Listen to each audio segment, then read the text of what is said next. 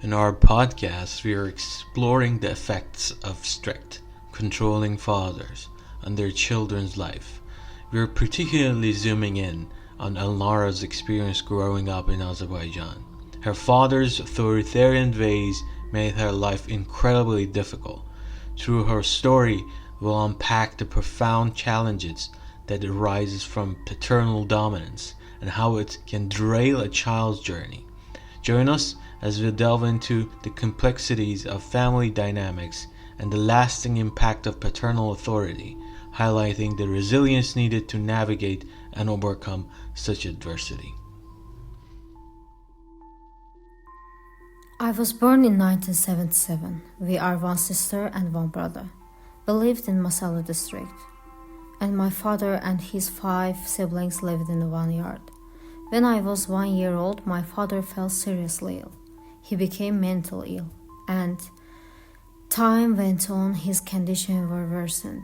We were children, and my father's condition was deteriorating.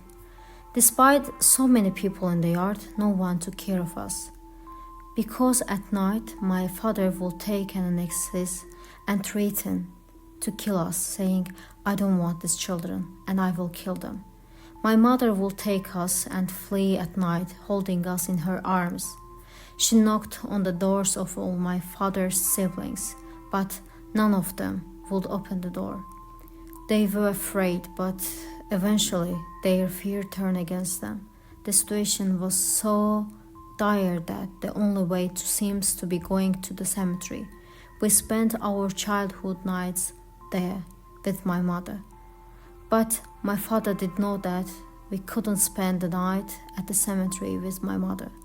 He could shout in the street searching for us. He couldn't find us because during the day people went to the cemetery out of fear, let alone at night a young woman with 2 children spending the night there.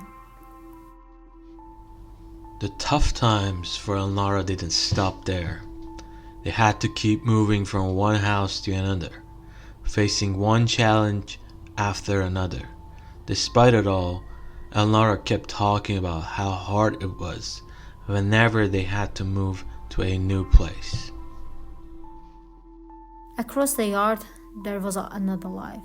It was my maternal grandfather's house. My maternal grandfather raised pigeons. The house was empty, only pigeons were there. One day when my father again wanted to attack us, we fled from home. It was an old, dilapidated home. But my mother and I stayed there among the pigeons for 3 years. I shudder when I remember those moments. My father would keep the pigeons, feed them. But the sound and movement of pigeons terrified us. Now I don't want to remember those days. My father, my paternal grandparents, and their families knew that we were staying there, and none of them helped or support us to live like a normal people. We were left without even proper home to live in. Well, it was obvious that after enduring all these hardships, she would be forced into an unwanted marriage, repeating the same mistakes her parents made, leaving her vulnerable to further domestic abuse. They forced me to marry someone much older than me. There was an age difference of 11 years between us. I also thought that I would build a family and live happily with my mother. They introduced me to my first husband. My brother also forced me. He beat me up several times. When I wanted to throw myself into the sea, the police stopped me and I wanted to die, but I could not die. We contacted an expert, a lawyer, to help us understand how these women can seek assistance from governmental authorities in such cases. Our advice is that if there is physical harm, the victim should report to the police so that perpetrator receives appropriate punishment, depending on type of physical harm, deprivation of liberty, and range from 2 to 8 years. They have rights guaranteed by law, including the right to claim material and emotional damage, expenses incurred due to the injury, child support if there are children, and any other relevant expenses. During our investigation, we also chanced upon a set of statistics regarding similar cases from Azerbaijan. In 2023, the State Committee for Family, Women and Children Affairs of the Republic of Azerbaijan received 860 reports related to gender-based violence, including 288 cases of psychological, 146 cases of physical abuse.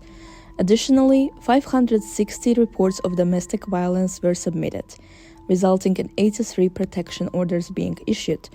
The majority of complainants were subjected to violence by their spouses, former spouses, or close relatives. As we wrap up, we tackle the complex challenges faced in developing countries by looking at things from both psychological and social angles. We uncover three main problems holding people back. Firstly, there is a strain of troubled families. Then, there is mental and emotional weight they carry. Lastly, there is the big issue of systems that keep them stuck. By shining a light on these issues, we aim to encourage understanding and action to help break these barriers and create a fairer future.